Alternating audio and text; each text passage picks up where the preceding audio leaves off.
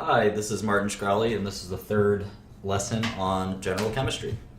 I think I should have a theme song or something that I can play now, but I don't.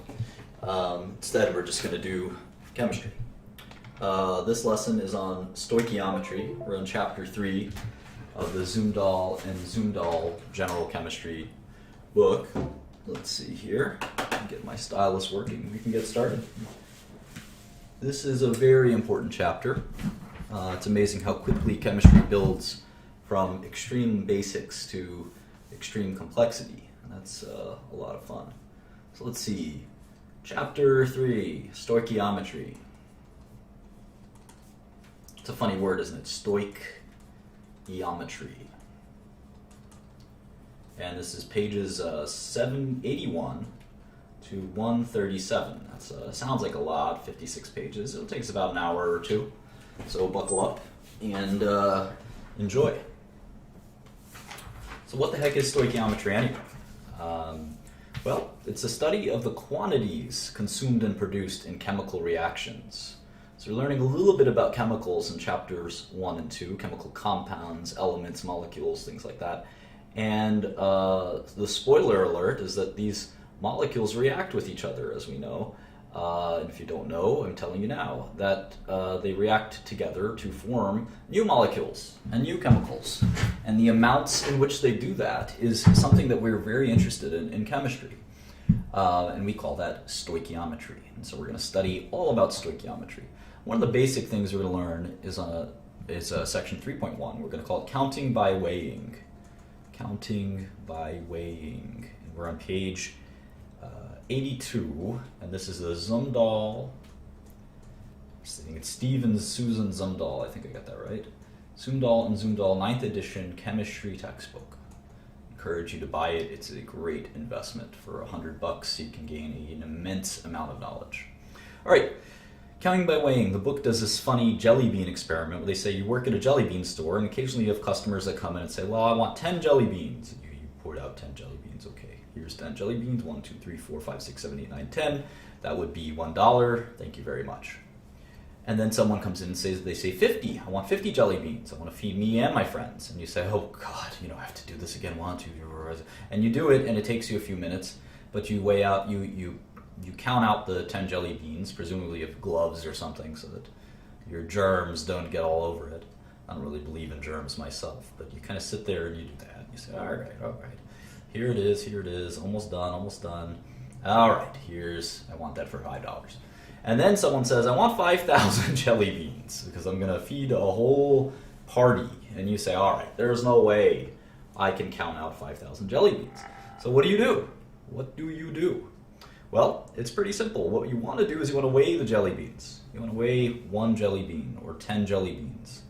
And if you weigh them and you determine, let's say, that they're 5 grams each, 5 grams each, and you wanted to do 5,000 jelly beans, it would simply be 25 kilograms.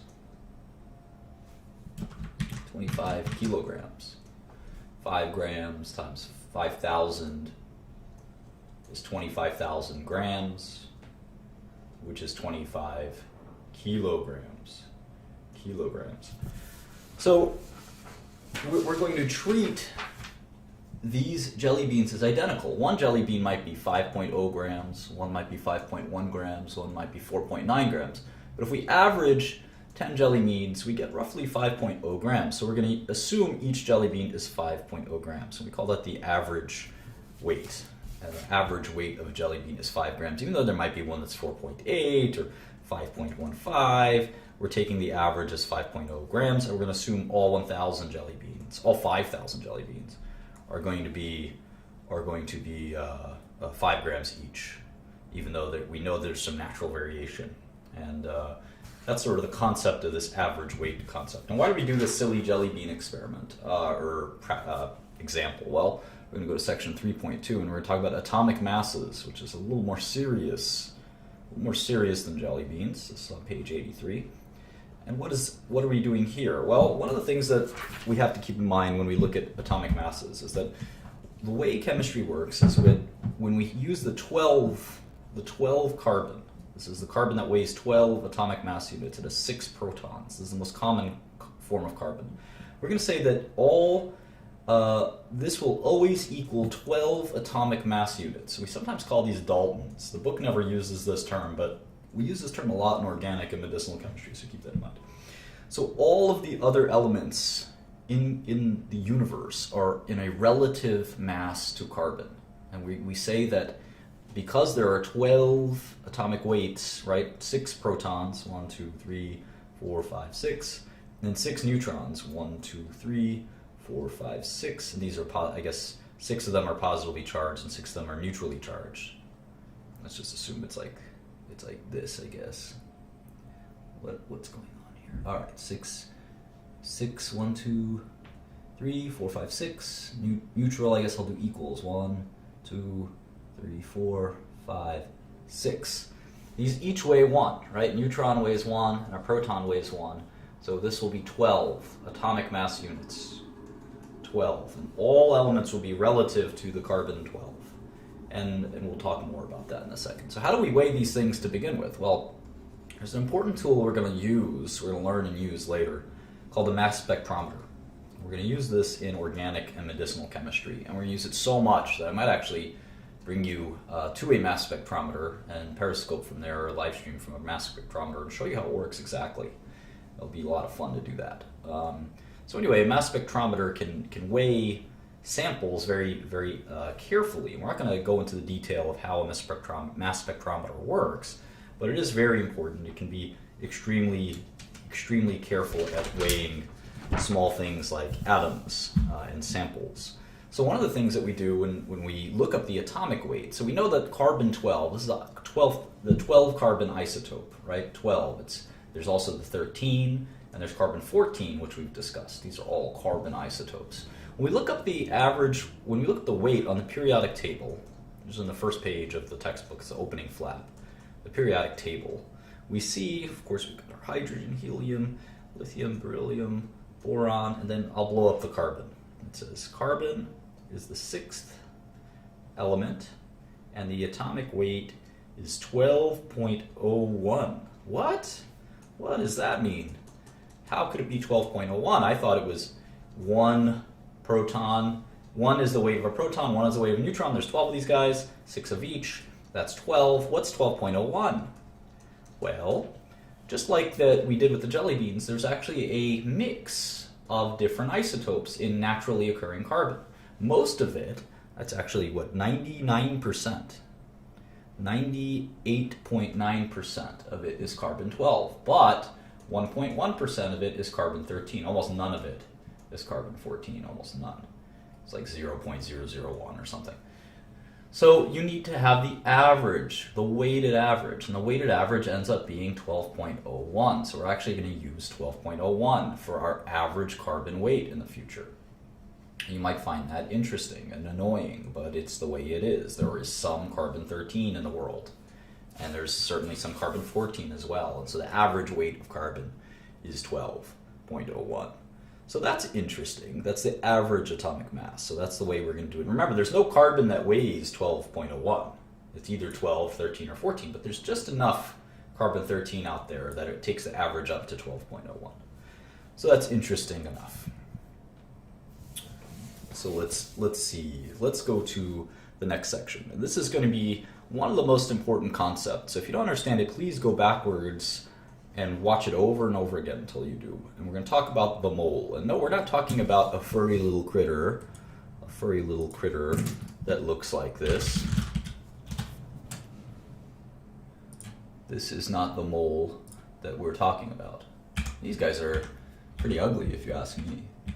Maybe someone thinks moles are cute, but they look kind of like rats. Kind of disgusting. Look at that one. Oof. Pretty nasty fellow. It's not something I would want to run into. So it looks like you can bite your finger off. Anyway, the mole that we're going to discuss is very different. The mole that we're discussing is actually an amount. It's actually very similar. The best way to think of it is actually it's similar to a dozen.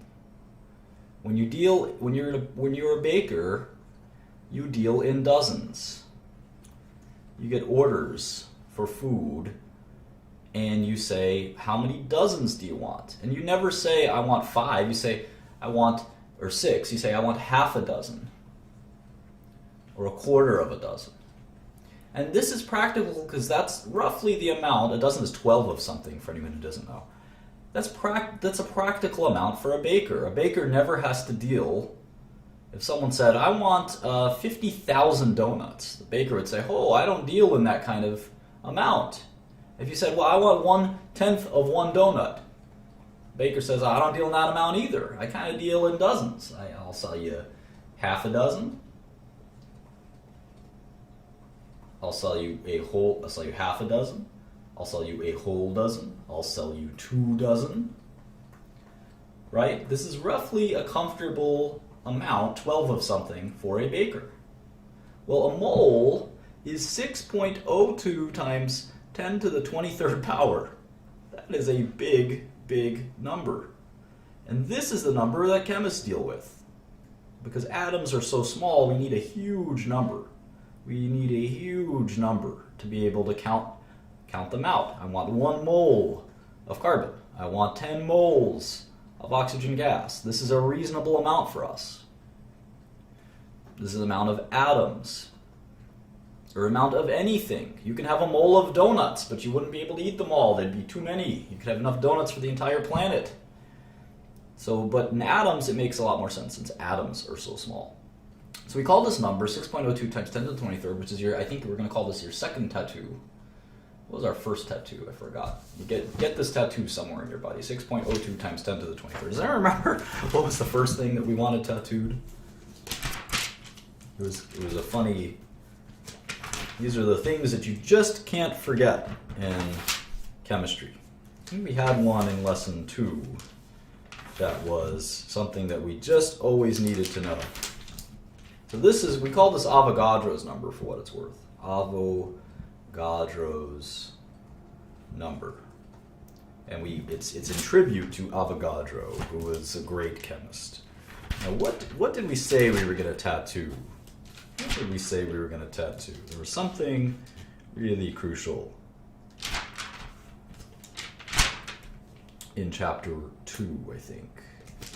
And we said it is so important. Maybe it's the law of conservation of mass. I don't remember. It was something. There was something that we said is so important that we need to always keep it in mind. But maybe I'll look back at the last class, because that's where I mentioned it. I kind of remember mentioning it. Maybe it was from lesson 1. I don't really remember. It might have been lesson 1.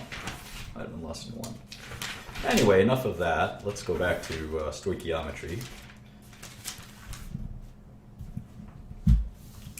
So this is Avogadro's number, 6.02 times 10 to the 23rd. I want you to get this right every time. I don't want you to say 6.1 times 10 to the 23rd or 6.02 times 10 to the 22nd. I see that quite often.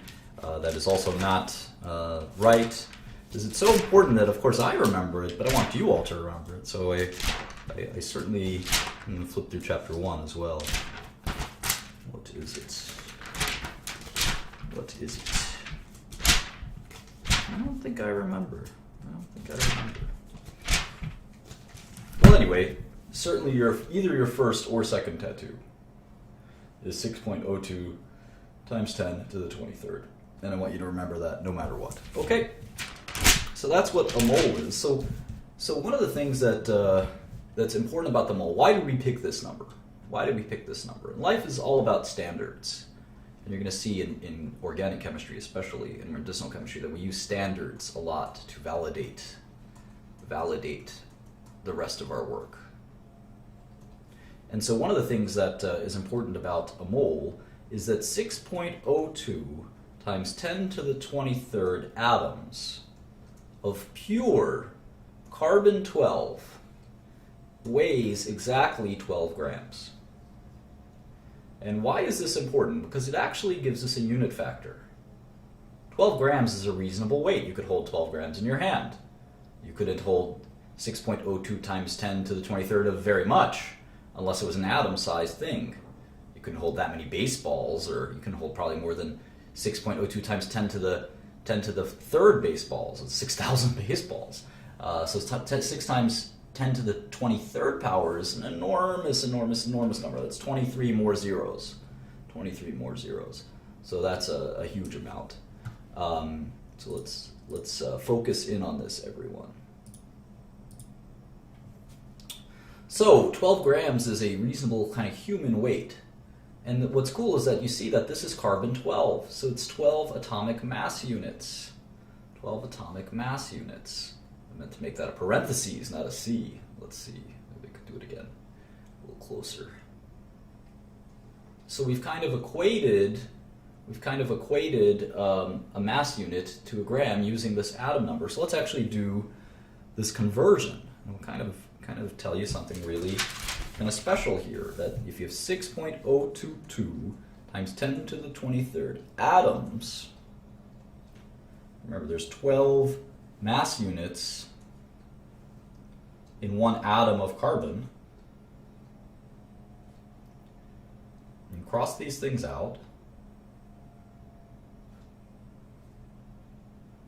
And remember, this is all equal to 12 grams. We know that. So we'll actually say that this is sort of fascinating. We can divide both sides by 12. 6.022 times 10 to the 23rd mass units is equal to 1 gram. So this, why is this interesting? It's because it tells us that if we have 6.022 times 10 to the 23rd mass units, or AMUs, or whatever you want to call them, Daltons, of any element, let's say it was oxygen, what would that be equal to in grams? Well, the atomic weight of oxygen is 16. So this many atomic mass units of oxygen would give us 16 grams. This many atoms of oxygen. So we know that this many of an atomic mass unit is 1 gram per 6.022 times 10 to the 23rd amount, or atomic mass units. So very interesting that we can get the grams very easily. So let's do an example on page 87 here. And this will be our first kind of practical, very cool example. And if I'm going too fast, I'm going to go very slowly from this one, because it'll really sink in an important concept of chemistry. All right? So they are talking about an element called americium, which is a very rare element. In fact, it doesn't even occur naturally. You have to make it in a particle accelerator. So this is like a man-made element, and we're going to see a few of these when we talk about nuclear chemistry. And it's not particularly relevant to our study, and especially since we're trying to aim for medicinal chemistry. But the americium is a man-made element, like I said, in a particle accelerator. It doesn't last very long, but let's assume that it behaves like a normal element. I don't like this one as an example, to be honest with you, but it is what it is. Page 87. And they're telling us that we can make it in very small amounts. So we want to know is, what is the mass? What is the mass in grams of 6 atoms? 6 tiny little microscopic, not even microscopic, infinitesimally small atoms of americium. Well, the first thing I would do is look up americium, which is the symbol Am. Look it up on the periodic table. There it is. It looks like it weighs 243. 243 atomic mass units. 243 units. So 6 of these guys, so let's see, 6 atoms. And we remember we want to be able to cross these things off. So the atoms is going to have to be below. It's going to have to be below the line. In other words, the denominator. I'm going to say that it's 243 units per each atom, right? Each of those 6 atoms. So atoms cross out, and we're left with 1,460 so times 10 to the 3rd units, or 1,460 units. So 1.46 times 10 to the 3rd. 10 to the 3rd is 1,000, right? So that makes sense. So now what? Well, we know that a mole of these units is equal to 1 gram. So this many units we'll have to convert. So let's do it real small over here. So we have 1.46 times 10 to the 3rd units. And we want, so to cancel this out, we want units on the bottom, right? We want units on the bottom. So 1 gram is equal to 6.022 times 10 to the 23rd units. So we can actually cancel the units out. And if we multiply this by 1, it just pops it in over here, right? So we have 1.46 times 10 to the third divided by 6.022 times 10 to the 23rd grams.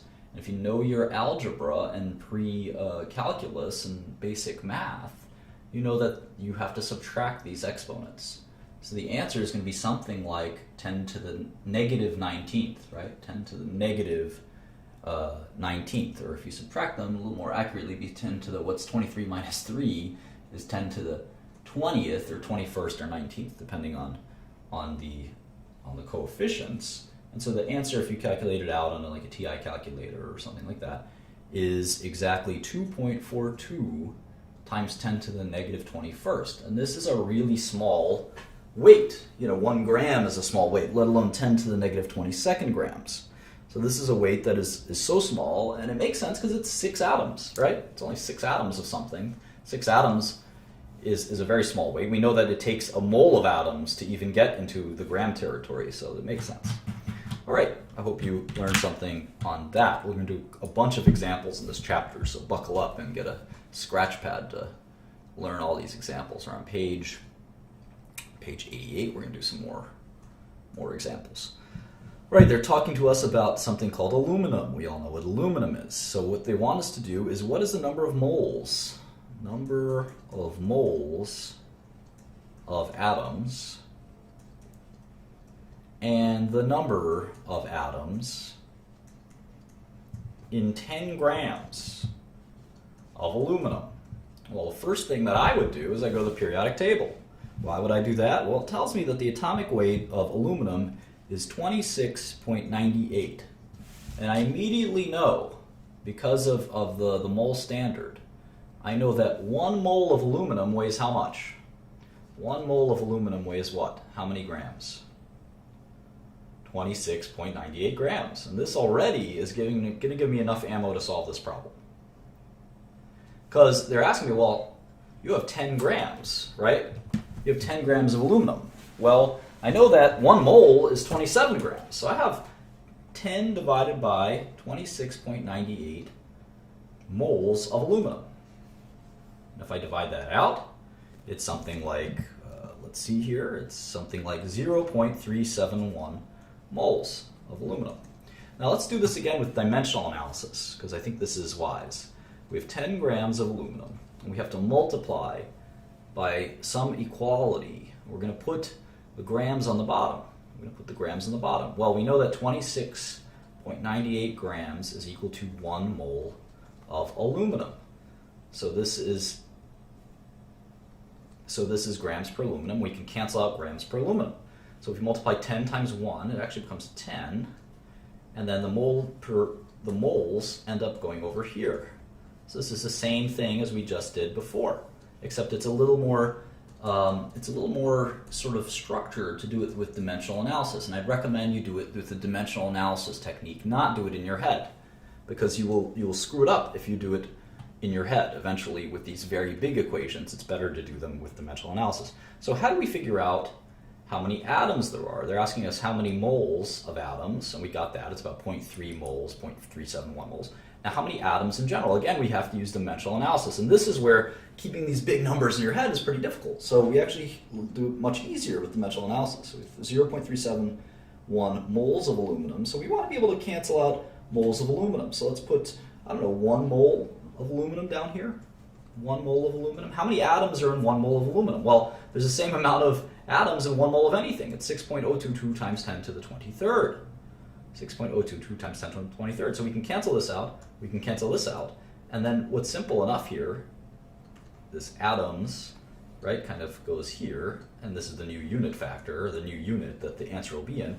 Multiply these two bad boys, and we get an answer of 2.23 times 10 to the 23rd atoms.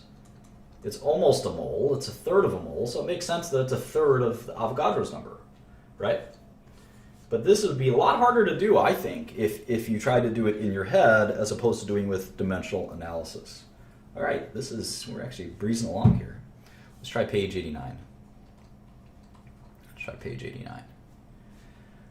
All right, a silicon chip has a mass of 5.68 milligrams. That's a pretty small weight. How many silicon atoms are there? Okay, well again, we're going to need the molecular weight of silicon, or the atomic weight of silicon. It's 28.09, which tells us that 1 mole of silicon is equal to 28.09 grams. And we have 5 milligrams. That's 1,000th of a gram. So we really have, maybe less than 1,000th of a mole. We would need 28 milligrams, right, to have 1,000th of a mole. So we have even less than 1,000th of a mole. So we need to calculate. How many atoms there are. Okay, well, we know how many milligrams we have, so that's always going to be our starting point. The given. The given is milligrams of silicon. Okay? Now what should we do next? We want to convert this to grams of silicon. So we need milligrams of silicon on the bottom. 1,000 milligrams of silicon is equal to what? 1 gram of silicon. So these guys cancel out. And you're left with, this guy kind of goes to the side over here. And you're left with 5.68 divided by 1,000 grams of silicon. And if we reconvert this to scientific notation, we have to go backwards 1, 2, 3 times, or 0.00568, 1, 2, 3. And then if we do that 1, 2, 3, it's 5.68 times 10 to the negative third. So we have 5.68 times 10 to the negative third grams of silicon. And now we have to convert this guy into atoms. Well, how do we do that? Again, we need on the bottom grams of silicon. So 1 gram of silicon, or was it 28.09 grams of silicon? 28.09 grams of silicon is 1 mole of silicon. So again, we can cancel out grams of silicon. But what we're left with, and the moles will sort of come and become the new only surviving unit, so it's going to be the unit we're representing here, and it's 5.68 times 10 to the negative third divided by 28.09. This is how many moles we've got of silicon. If we do the math here, this is going to go up to 10 to the negative fourth, right? Because we're dividing by this number, so you hammer it out in your calculator. And I guess we can get a TI calculator here. Or maybe the Wolfram Alpha. 5.68 times 10 to the negative third times divided by 28.09.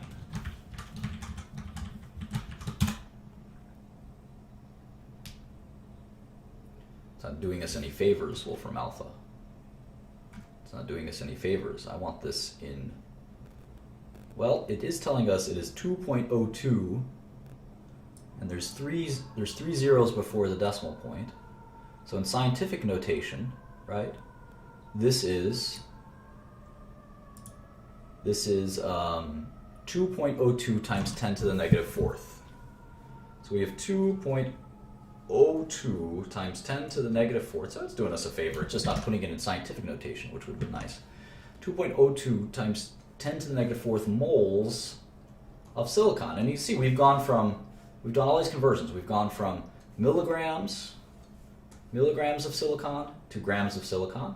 We went from grams of silicon to moles of silicon. And now where do we need to go? We need to go from 1 mole of silicon to atoms of silicon. We know how many atoms there are in a mole of silicon.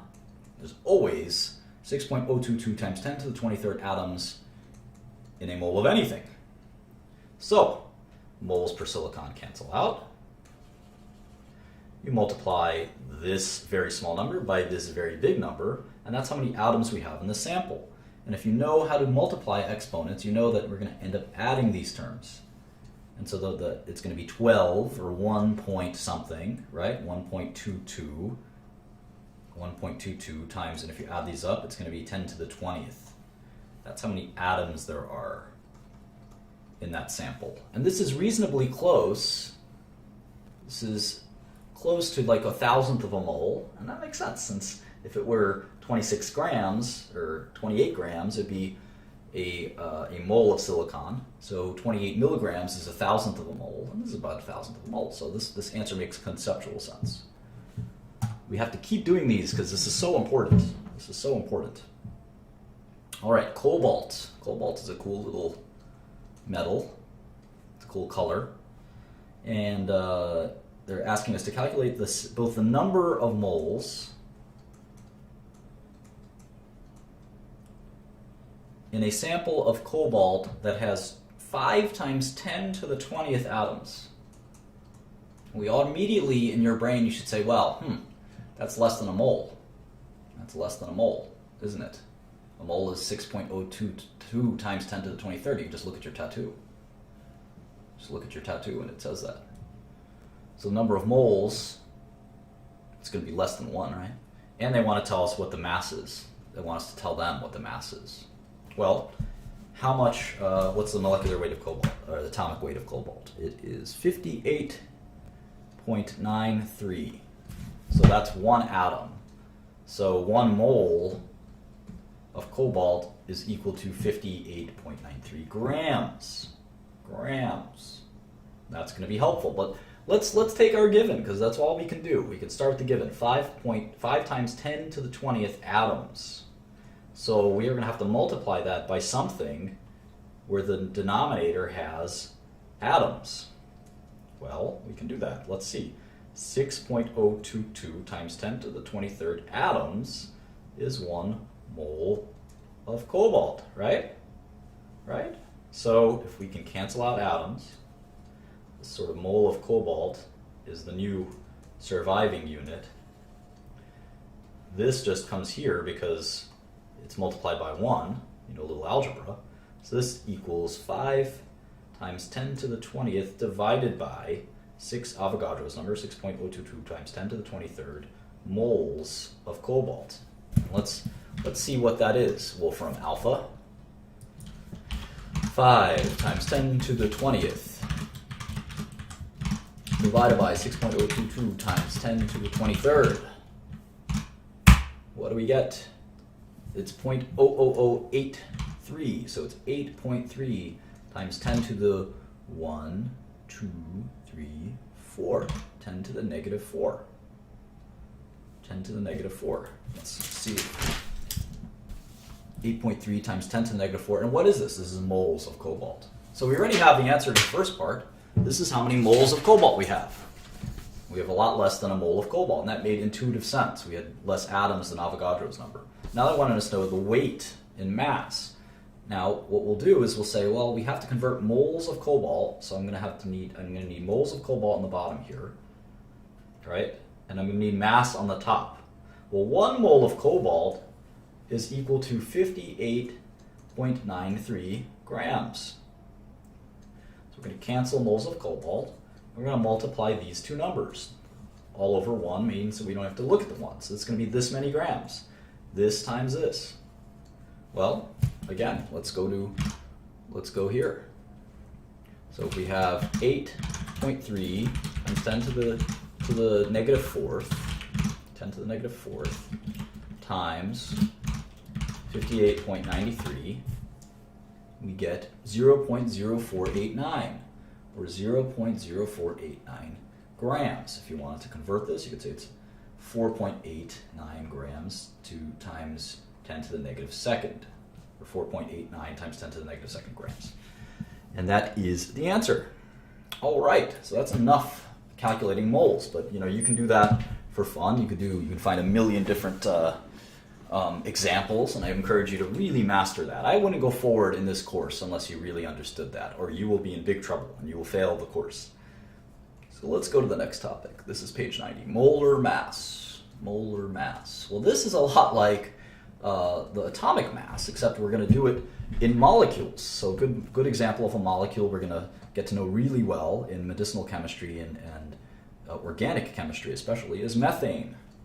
Methane. I think cows burp and fart methane. So it's CH4. It's a hydrocarbon. Keep that idea in the back of your head. Hydrocarbon. It's made of hydrogens and carbons. So We all know that carbon weighs 12 and hydrogen weighs 1, but there's 4 of them. So the atomic mass is going to be roughly 16. But carbon's like 12.01, so it's actually going to be 16.04. 16.04 grams. So one molecule of methane is 16.04 AMU. AMU, not grams, AMU. Well, what about a mole? Well, since a mole of carbon is 12.01 grams, and 4 moles of hydrogen is 4 grams, this actually is grams. So if you have 1 mole of methane is 16.04 grams. So this is the molar weight or molar mass of methane. We sometimes call it the molecular weight as well. So let's do some work, as Rihanna would say, on molar mass. All right, we're on page 90 still. And they're telling us about a compound called juglone, which is a dye from walnuts and a herbicide. And the atomic or the chemical formula for juglone, it's an organic compound. It's C10H6O3. All right, well, carbon is 12.01. We've got 10 of them here. That's 120. It's at 120.1 grams. Or it's really, what is it? Grams per mole, isn't it? For each mole, that's the weight in grams. All right, what about hydrogen? Hydrogen is just 1 times 6 is 6 grams per mole. How about oxygen? Oxygen is 16. What's 16 times 3? I'm not very good at math. It's 48, right? That's 48 grams per mole. So in total, the molar or atomic or molecular weight, not atomic, but molar mass or molecular mass is, let's do this,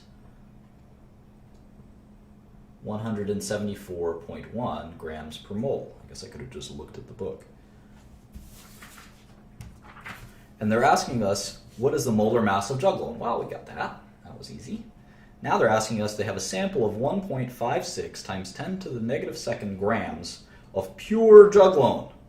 How many moles? How many moles is that? Well, this should be easy peasy. And again, dimensional analysis gives us the answer because we know our given. We can't really avoid the given. We just have to convert it. This is grams of C10H, C10H6O3. C10H6O3. And we have to multiply by something. Well, the bottom has to be grams of C10H6O3, or otherwise we can't cancel it out. But we know that 1 mole is equal to 174. 1 mole of this stuff. Let's put it over here. 1 mole of C10H6O3 is equal to 174.1 grams of C10H6O3. So we're going to cancel out the like term. We can cancel out the 1, and this guy will come up over here. And what is that? 1.56 times 10 to the negative second divided by 174.1. And this is how many moles, there is. So we're basically done. We just need to get the calculator out. 1.56 times 10 to the negative second divided by 174.1. We get the answer, 0.000089. This is 8.9 times 10 to the 1, 2, 3, 4, 5, 10 to the negative fifth moles. That's how many moles we've got. Does the book think I'm right? Of course, because dimensional analysis will never steer you wrong, even on these complicated questions. Even on these complicated questions. So this is really an awesome way to do things. All right, what's next? What's next? Calcium carbonate. This is the stuff that's in chalk. Calcium carbonate is a very important little molecule, so you gotta know calcium carbonate, CaCO3. CaCO3. Calcium carbonate. We need the molar mass. That's the first thing they want to know. What's the molar mass? The second thing they want to know, we have a sample of 4.86 moles of calcium carbonate. What is the mass? And then what is the mass of the CO3 2- ion in grams? Okay, so calcium, we have one calcium, we've got one carbon, and we've got 3 oxygens, right? We know this is going to be 12.01, this is going to be 16.00, and calcium we can just flip to the periodic table and it's 40.08. 40.08. So if we add all this up, 12.01, 48, 40.08, this is 900,489, 100.09 grams per mole. Easy peasy. So that's the molar weight. Let's do it in green, I think. 100.09 grams per mole. That's the molar mass. Okay, so we have 4.86 moles of calcium carbonate. Calcium carbonate. So we need to multiply this by something, say moles of calcium carbonate. Let's just say it's 1, and we're trying to get the mass in grams, so we know that the molar mass, 100.09 grams of calcium carbonate, is equal to 1 mole of calcium carbonate. You can think of these as, this is an equality, like 1 over 1. You can multiply anything by 1 and it's still the same thing. That's how we convert. So moles of calcium carbonate cancel with moles of calcium carbonate, and we're left with what exactly? 486 roughly grams of calcium carbonate. That's 4.86 moles. If each mole weighs about 100, and we've got about 5 moles, it makes sense that we've got about 500 grams of calcium carbonate. Now what about the calcium, this carbonate ion, CO3 ion? Well, if we just take the CO3 ion, we can see that the weight of the CO3 ion is 60.01 grams per mole, 60.01 grams per mole.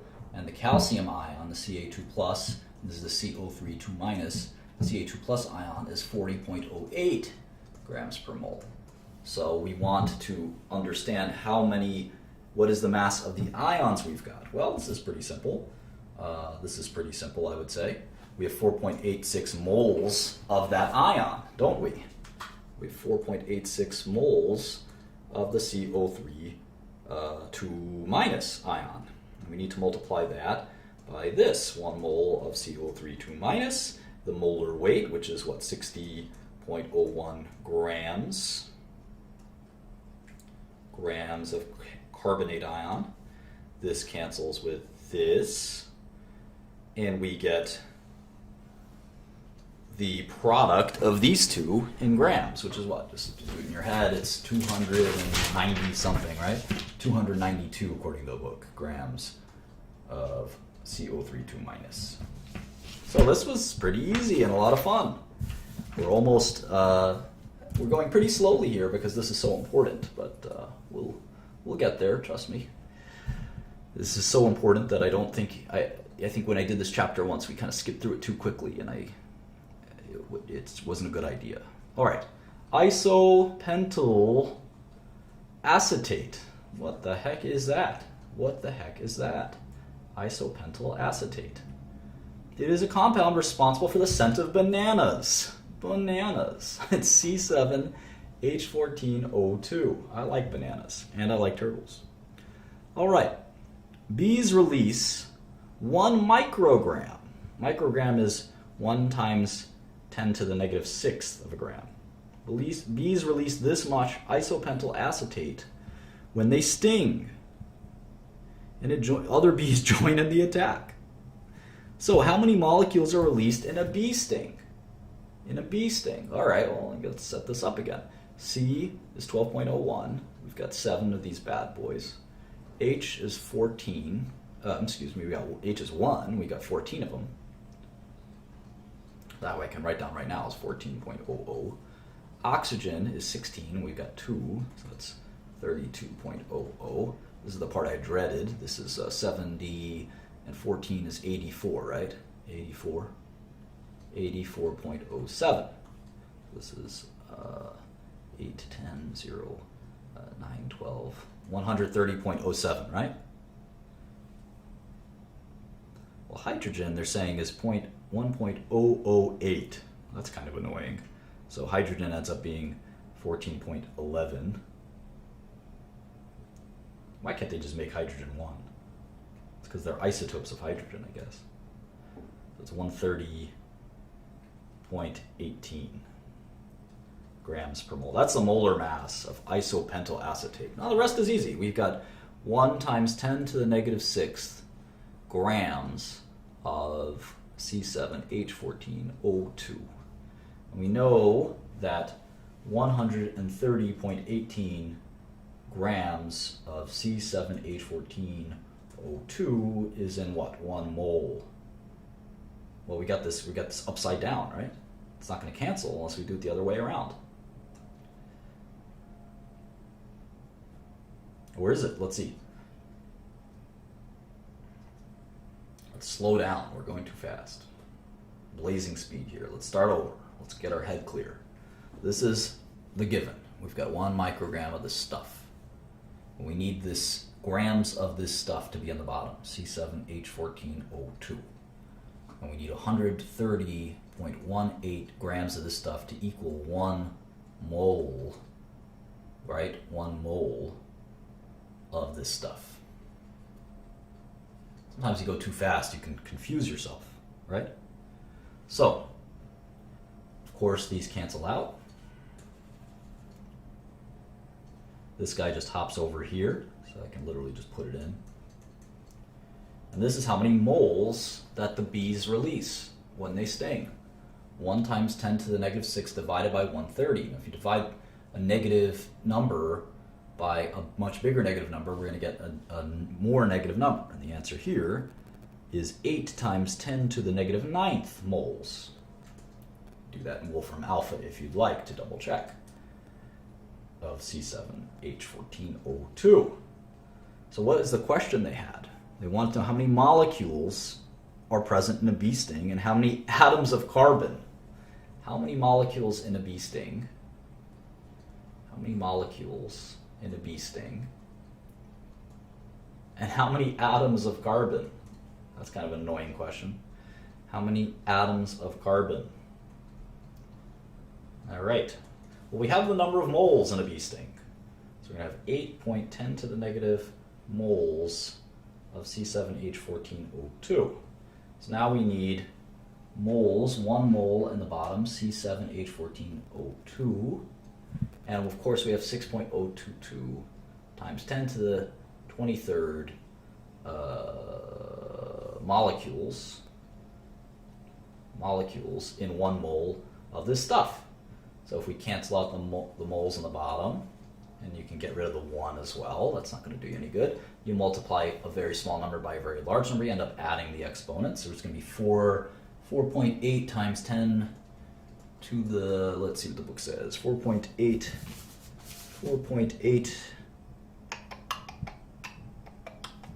times 10 to the 15th, times 10 to the 15th molecules. That is how many molecules are in a bee sting. Now, how many carbon atoms are there? This is kind of a trick question. This is kind of a trick question.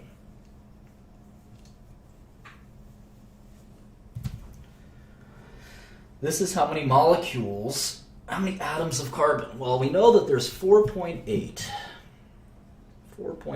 times 10 to the 15th molecules of isopentyl acetate, right, in a bee sting. So that means, remember, in each molecule of isopentyl acetate, there are 7 carbons. So if we multiply by 7, well, 7 times 5 is about 35, right? So 3.5 times 10 to the 16th carbon atoms. Kind of a trick question, but pretty easy. All right, so that's enough on that. 3.5 we're going to skip. 3.5 is called Learning to Solve Problems. I am teaching you how to do that, so I don't think you need to read it. But if you have the book, feel free to read it. I don't think there's anything in there that is worth reading that you're not going to pick up just listening or reading any math class or science class or any kind of logic or philosophy class. So I think 3.5 you can skip. 3.6 is called Percent Composition of Compounds. This is going to be pretty easy. We're done with the hard stuff, I'd say. Percent composition of compounds. The rest of this chapter is easy stuff. We're going to glide through it, I'm telling you. Maybe take a quick water break.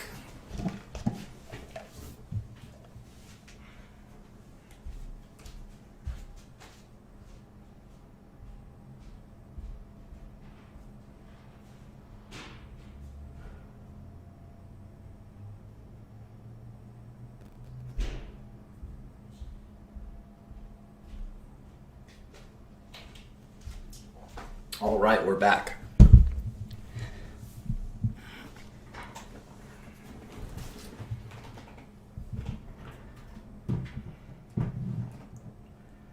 So let's consider ethanol, which I will be drinking later tonight when I watch the MMA fight. Ethanol is C2H5OH. It is the second hydrocarbon alcohol after methanol. We'll talk all about this stuff in organic chemistry. So the weight is, of course, C is 12. H, we have 6 H's. Keep that in mind. And then O, we've got one O. So this is 24, and 6 and 12 is 42. Did you get that right? Oxygen is 16. I knew something was wrong here. It's 46 grams per mole. Okay, so that's one mole of ethanol is 46 grams. Maybe I'll drink a mole of ethanol tonight. I think I'd die if I drank a mole of ethanol, would I? Well, it sounds like a lot. Maybe not. So the mass percent is another way to think of this. Mass percent. If you look at the mass percent of ethanol, carbon is what? Carbon is about 52%. Hydrogen is 13%, and oxygen is 34%. That's what we'll call the mass percent. The mass percent, which makes sense. Very intuitive, very easy. Like I said, this is quite easy. I skipped their first question. So how about determining 3.7? Determining the formula of a compound. This is a little trickier. We're going to introduce ourselves to reactions as well. We're on page 96, so we're almost done with this chapter. Not quite done, maybe another half hour. All right.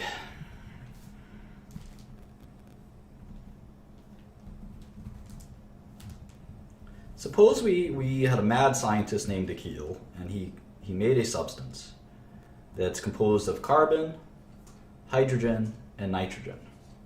There's 3 elements. Mad scientist Akil. And when 0.1156 grams of this compound is reacted with oxygen, 0.1638 grams of carbon dioxide and 0.1676 grams of water are collected. Assuming that all the carbon in this compound is converted to carbon dioxide,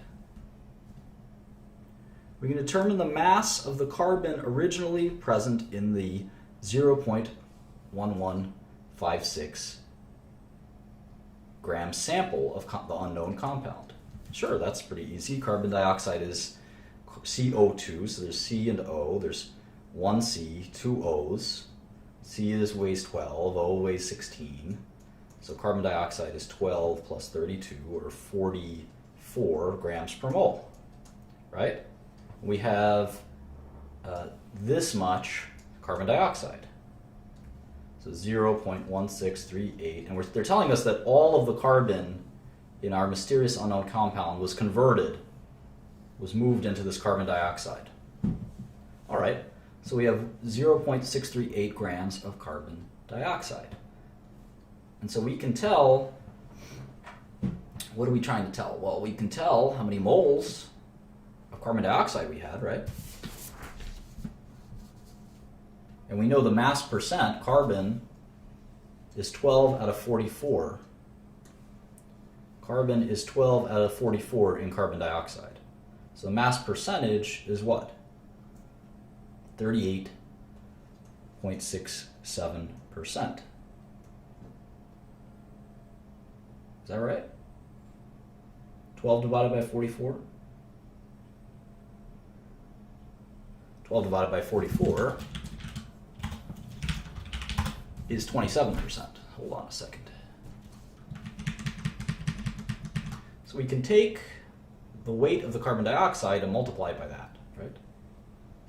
27.27%. 1638, and we get 0.0447. 0.0447 grams of this sample of carbon dioxide is actually carbon. And so if we divide this over the sample weight, 0.638 grams of this, well, we can divide it over the original sample. We know how much it is over carbon dioxide, but how about the mystery sample? Mystery sample. We can see by the weight of carbon in the mystery sample is 38%. That's where that 38% came from.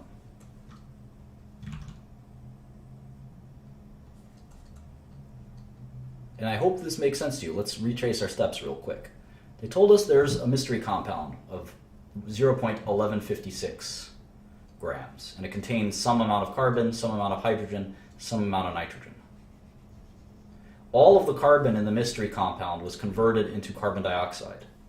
All of it. So we can tell how much carbon is in this carbon dioxide, because we know that 12 out of every 44 in carbon dioxide is carbon. So about a fourth of this sample is the original carbon that was in the mystery compound. So carbon accounts for 38.6% of the mystery compound. Cool. So we can do the same thing with the rest of the samples.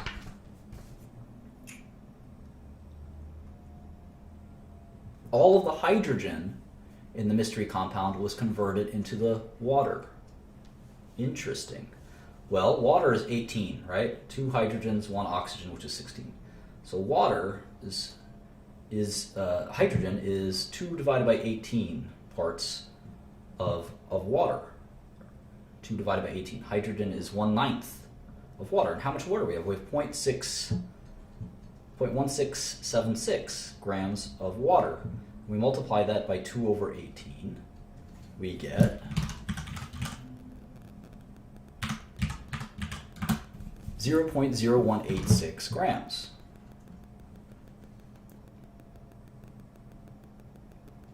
Of hydrogen are in the water and were originally in the mystery sample. So if we divide this amount by the mystery sample, which we just did with carbon, we get 16%, 16.2%. Let's do that now. 0.86 divided by 0.1156, about 16%. So we know that if the original compound had just carbon, hydrogen, nitrogen, and it's this much carbon and this much hydrogen, the rest has to be nitrogen. So that's pretty easy. 16.2 plus 38.6 minus 100 is 45.2. 45.2% nitrogen.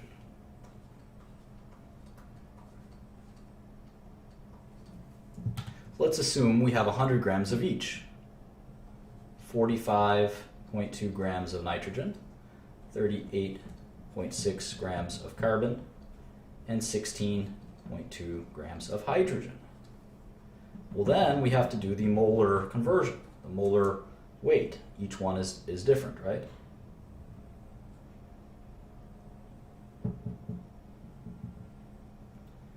Nitrogen weighs 14. Hydrogen weighs 1. Carbon weighs 12. So if we divide all of these, what we end up getting, let's do 45.2 divided by 14. It's about 3.2 moles. Because 1 mole of nitrogen weighs 14 grams. So we have 45 grams, so it's about 3.2 moles. How about carbon? 38.6 divided by 12 is also 3.2 moles. How about hydrogen? 16.2 divided by 1 is 16 moles. We have 16 moles. This is interesting. We have 16, 3.2, and 3.2. So we know the formula of this mystery compound is going to be in this ratio. And this is the law of multiple proportions. Compounds will be in whole numbers, if you remember from chapter 1. They'll often be in these easy to add up and divide and subtract whole numbers. So is this easy to add up and subtract and divide? Yeah, because carbon, there's one atom of carbon for every atom of nitrogen. And for hydrogen, there's what, 4? Is that right? 5? Let me do this division. It's about 5. There's about 5 hydrogens for every carbon and nitrogen. So the formula of this mystery compound is CnH5, or CH5n.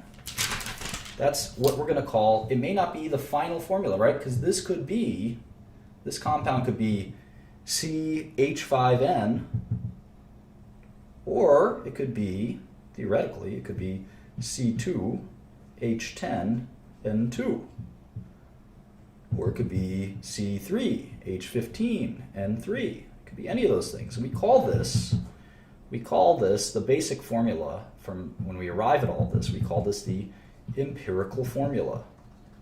Empirical formula. CH5N. We should really write it the other way. CH5N.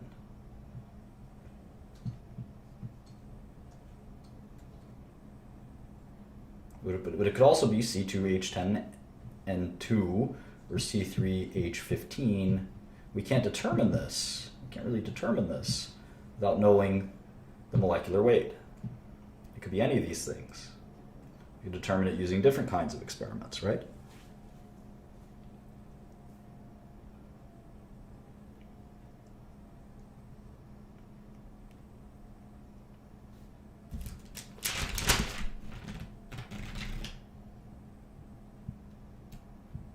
Let's do one kind of advanced problem. We'll zip through the chapter on page 100.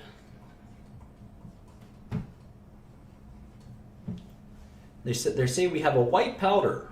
I have a friend named Billy that knows a lot about white powders. There's a white powder, and it has 43.64% phosphorus and 56 equals 100, right? 56.36% oxygen. The molar mass of the compound is 283.88 grams per mole. What is the empirical formula? And what is the molecular formula?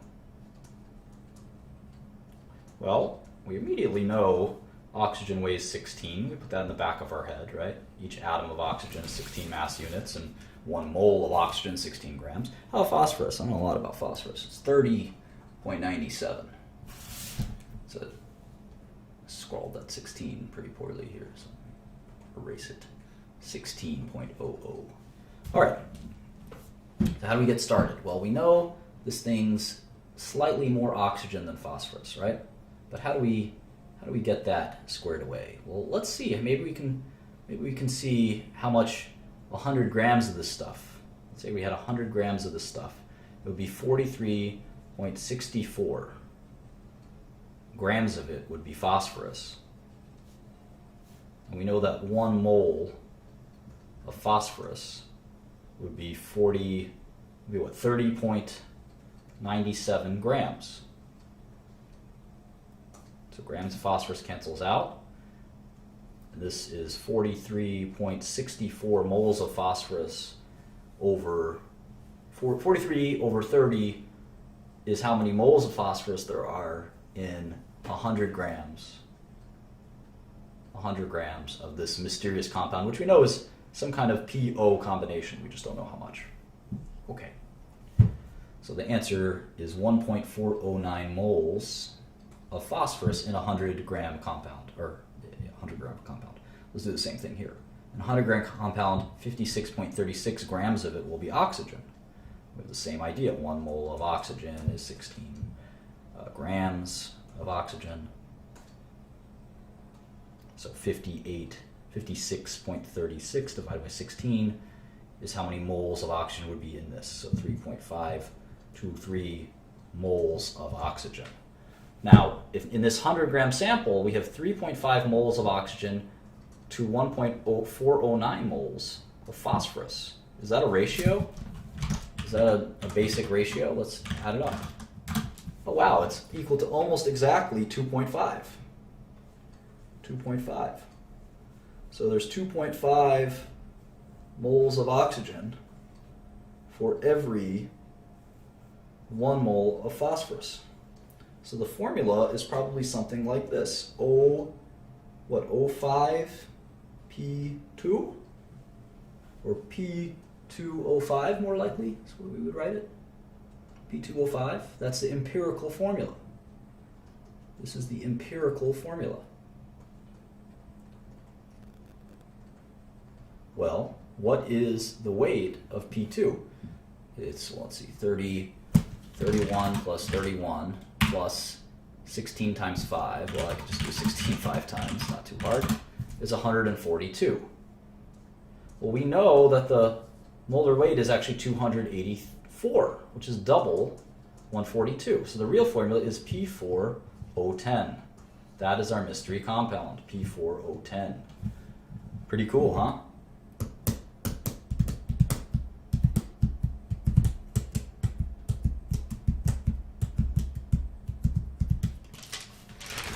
That was fun.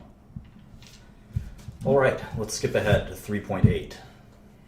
And we're going to introduce ourselves to chemical reactions, which we'll be doing for the rest of the class, chemical equations. All right. When we do a chemical change,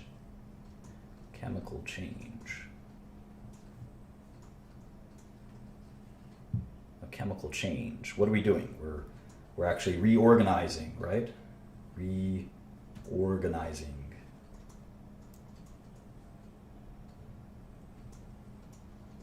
We're reorganizing atoms. Good example is that good old methane that we talked about. We take methane and we burn it with oxygen. And we're going to get carbon dioxide and water. This is a chemical reaction. It's a chemical change. This is a chemical equation. This is a chemical equation. We're going to see a lot of these. And these guys here, the starting materials, we're actually going to have a name for these. We're going to call them reactants. Reactants. And the final result, we have a name for it called products. It's a product of the reaction. These are products. Reactants, methane and oxygen. Products, carbon dioxide and water. Very simple. The bonds have been broken. The C with the hydrogen, you can see that they break these bonds. It's almost like snapping them. You can think of them as snapping those bonds. Crack, crick. And these O2 bonds, this bond that holds O together, they break that bond too. And then they rearrange them to form the carbon dioxide and the water bond. Pretty crazy, huh? So it's like Legos. They kind of crack the bonds open and rearrange them. So remember our first law of conservation of mass. There has to be the same number on both sides of the atom, both sides of the equation, same number of mass, law of conservation of mass. So we have to balance this equation. There's one carbon on this side, there's one carbon on this side. Well, there's 4 hydrogens here, and there's only 2 hydrogens here, and we know we can't just create mass out of thin air. So CH4 plus O2 yields CO2 plus H2O. So we have to balance this ourselves. Well, there's plenty, we can assume there's plenty of these molecules lying around. It's not like we have a limitation, so we can balance this equation. So if we need 2 H2Os, And now we have to add it up. How about left side, right side? Let's just do it like this. Well, let's see, carbon. We've got, well, 1 on the left side. We've got 1 on the right side. How about hydrogen? We've got 4 on the left side. And we've got 4 on the right side. How about oxygen? Well, we got 2 on the left side and 3 on the right side. So the oxygen is in balance, so we need to rebalance this one more time. How do we do that? How do we do that? All right, what if we made 2 oxygens here? 2 oxygens here. We actually have 4 over here, so 2 here and 2 here, right? 2 H2Os means 2 O's, and 1 carbon dioxide is 4. So we have 4 on the right side, actually. 4 on the right side. So we just add 2 oxygens. We'll have 4 on both. And this is the balanced equation. 1 molecule of methane plus 2 molecules of oxygen gas gives us 1 molecule of carbon dioxide and 2 molecules of water. Very easy peasy. So we also do this kind of neat physical state description in chemical equations, where if you have a solid, we're just going to abbreviate it with an apostrophe, parentheses with an S. Same thing with liquid, same thing with gas. And then we have this little thing called AQ, which is something that's dissolved in water, an aqueous solution. So keep that in mind when we do these. So here's an example. Here's hydrochloric acid, which is almost always going to be an aqueous solution. It could be a gas, I guess. And we're going to add it to this sodium bicarbonate, I guess.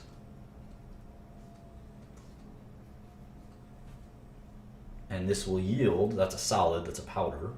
This will yield carbon dioxide gas, water as a liquid, and salt as an aqueous, dissolved in an aqueous solution. So that's how we kind of describe this stuff. Very important. You're going to see that often. All right. So balancing equations is pretty simple. It's pretty simple. I don't think we need to go through that too carefully. I think we are smart enough to balance equations. So let's start to close out the chapter with 3.10. Stoichiometric, love that word. Stoichiometric calculations. Right, here's a tough problem. What mass of oxygen will react with 96.1 grams of propane? Well, propane is C3H8. Oxygen is O2, and it'll yield carbon dioxide and water. This is a combustion reaction. It's very typical. This is water as a gas, carbon dioxide, of course, is a gas, oxygen almost always a gas, and propane as a gas. So this is balanced, right? We've got 3 carbons here, 3 carbons here. We've got 8 hydrogens here, 8 hydrogens here. Oops. We've got 10 oxygens here, and 6 plus 4 is 10 over here. All right, so we know that propane is going to be what? C3 is 3 times 12 is 36, and 8 makes 44. 44. Is that right? Yeah, 44. All right, so we have 96.1 grams of propane. 96.1 grams of propane. And we know that 1 mole is 40, what do we say, 44, right? 3 times 12 is 36, plus 8 is 44. 36 plus 8 is 44, yep. Propane. Cancel this out, oops. Grams per propane, grams per propane. The mole here, 96.1 grams, 96.1 divided by 44 moles of propane is how many moles of propane we have. It's a little over 2, right? It's going to be 2.18 moles of propane. All right, now we need to figure out what is the mass of oxygen. What is the mass of oxygen that'll react with that? Well, we know it takes 5 moles of oxygen to react with 1 mole of propane. We know how many moles of propane we have. So we can multiply this. 2.18 moles of propane. And of course I set this up so that they could cancel. And we'll know that the moles of oxygen will be 10. It's 10 odd moles of oxygen. 10.9 moles of oxygen. And we're almost done. This is easy because we know a mole of oxygen gas is 32. A mole of oxygen, monoatomic oxygen, is 16. So a mole of oxygen gas is 32. And so 10.9 moles of something that weighs 32 is going to be 349 grams. And that is the answer. If you need help with that last one, I mean, it's a simple dimensional analysis step, right? 10.9 moles of O2. Let's see, 32 grams per 1 mole of O2. Cancels, 349 grams. Pretty easy stuff. All right. Are we done? Should I bore you some more? Let's do one last section. Hey, Jamie. One last section. Maybe I'll play a League of Legends game after this. The concept of the limiting reactant.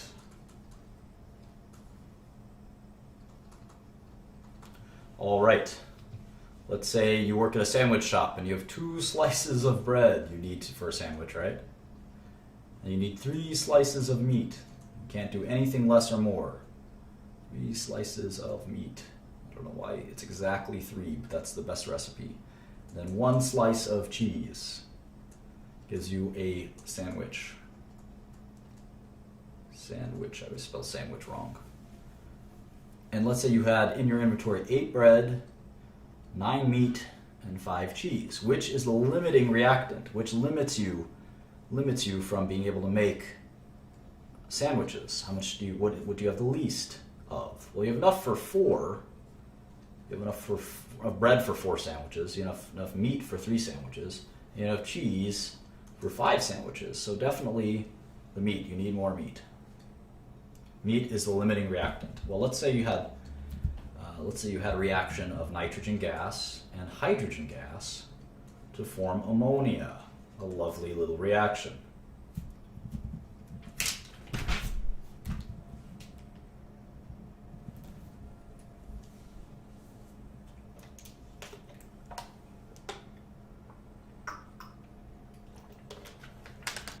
Let's say you had 15 molecules. We're just going to deal with molecules.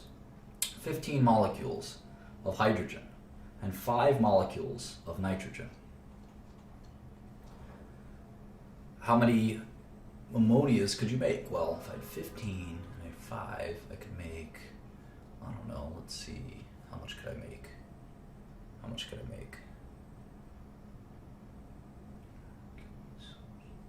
Does anyone know?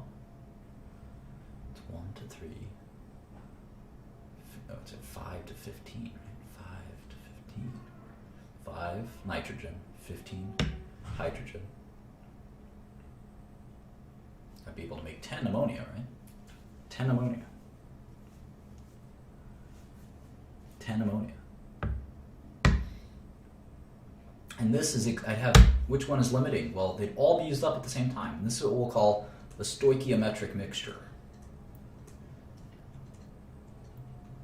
When it's the exact match of reactants you need to make the product, and so that it's balanced.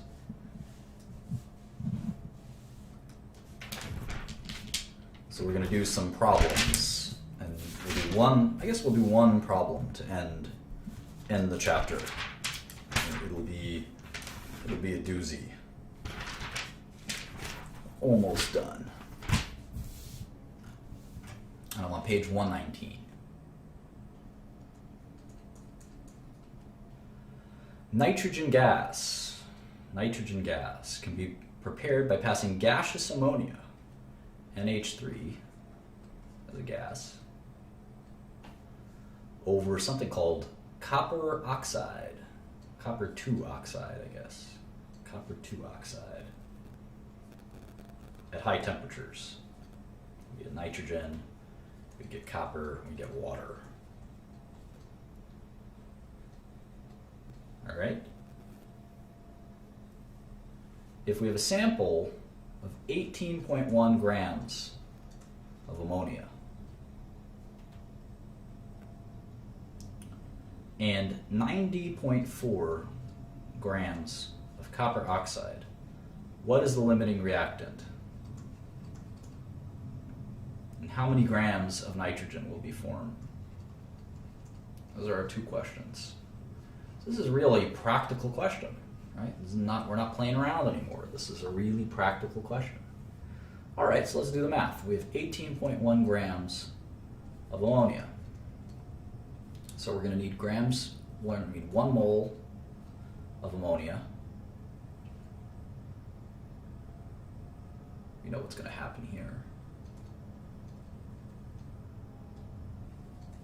1 mole of ammonia is equal to what? How many grams? Well, N is 14, and H is 1, so it's 15, right? 15. 1 mole of ammonia is 15 grams of ammonia. 15 grams of ammonia. So grams per ammonia cancel out, and we're left with 18.1 over 15 moles of ammonia. A little less than 1 mole of ammonia, right?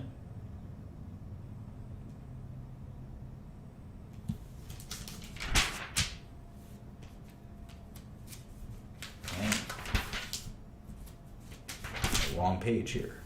Yeah, it's 1.06. I don't want to do the calculation myself. 1.06 moles of ammonia. All right, let's do the same thing with the copper oxide. We have 90.4 grams of copper 2 oxide. And how many grams of copper 2 oxide is in 1 mole of copper 2 oxide? And that's just going to be 16 plus the weight of copper, and copper is 63. Copper is 63, so 63 plus 16 is 79. It's actually 79.5 if you do it exactly. So copper oxide grams cancel out. This 1 disappears. 90.4 over 79.5 moles of copper oxide. So we have 1.14 moles of copper oxide. So look at that. We've got more moles of copper oxide than we do of ammonia. And we need 1 mole of ammonia and 1 mole of copper oxide to do this reaction. So who's the limiting reactant? We have less, right? We have less ammonia.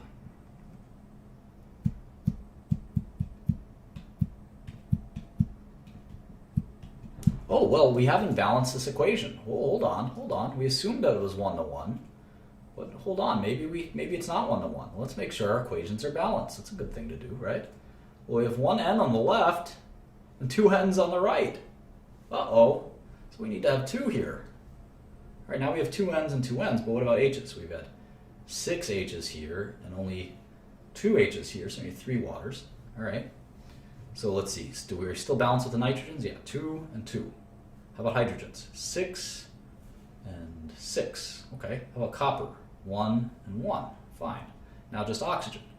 We have 1 here and 3 here. So we need 3 here, and maybe just put the 3 here. So let's just triple check. Nitrogens, we got 2 and 2. Check. Hydrogens, we've got 6 and 6. Check. Copper, we've got 3 and 3. Check. How about oxygen? We've got 3 and 3. Check. Cool. All right, so it turns out that we need 2 for every 2 ammonias. We need 3 coppers. So we actually, 3 copper over 2 ammonia. 3 copper over 2 ammonia. So for 1.06 moles of ammonia,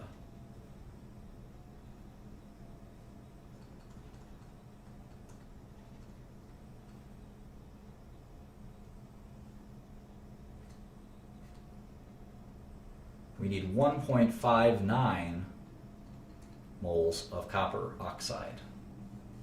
That makes sense. It's sort of like 3 to 2 ratio. So a 3 to 2 ratio, if the 2 is 1.06 moles, the 3 ratio will be 1.5 something. So we need 1.59 moles of copper oxide. And we don't have that many moles of copper oxide. We have too much ammonium and not enough copper oxide. So the limiting reactant is actually copper oxide. So all of this copper oxide will be converted. And we'll have extra ammonia left over.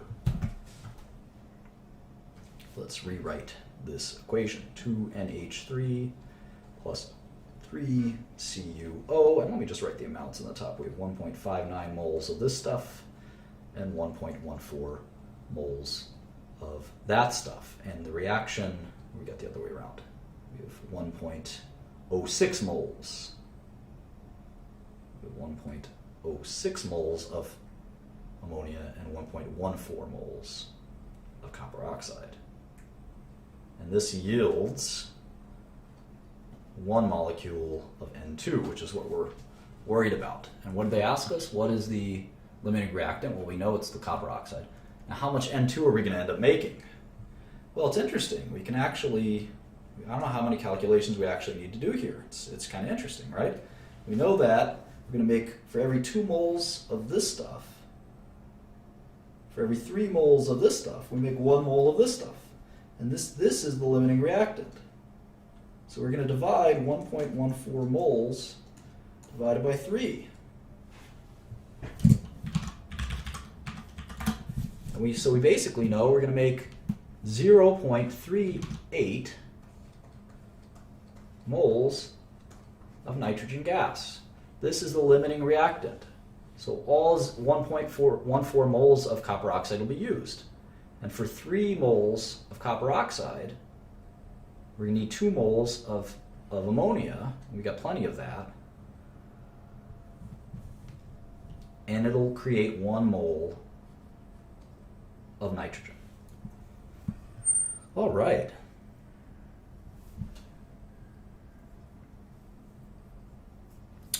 Cool.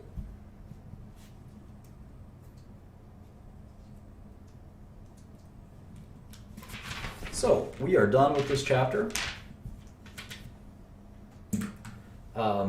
I encourage you to study it over and over again, just because we go through a lot, and it's going to be really, really important.